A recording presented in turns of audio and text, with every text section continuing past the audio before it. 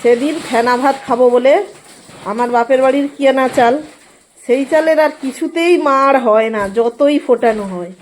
দিয়ে খেতে বসছি, এদিক থেকে ওদিকে জল গড়িয়ে যায়, সেদিক থেকে সেদিকে জল গড়িয়ে যায়। এই জন্য সেদিন কাকিমা, হ্যাঁ হ্যাঁ, দিয়ে সেদিন কাকিমা বললো তুমি ফেনা ভাত খাবে, আমাকে বললে না কেন।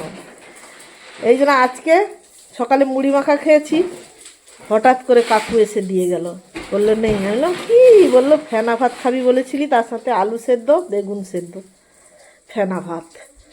এই যে ফেনা ভাত, বাচ্চাদের এখানে এসছে।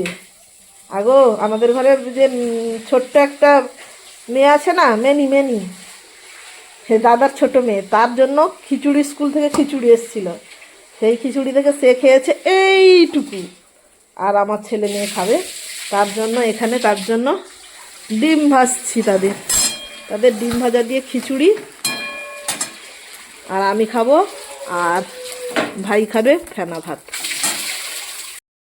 রোদ পোয়াতে পোয়াতে বিকেল গড়িয়ে আবার শিশির পড়া শুরু হয়ে গেল। এই যে আমি, এই যে আমার সাথে কে আছে, তোমার নাম কি,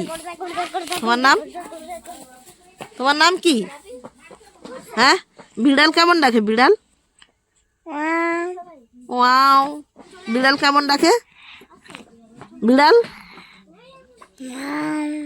মাও, বিড়াল কেমন ডাকে, বিড়াল কেমন ডাকে, কাক কাক। বসে আছি, আর এই যে একজন এখানে শুয়ে আছে, খড়ের গাদার মধ্যে শুয়ে আছে, কাঁথা মুড়ি দিয়ে।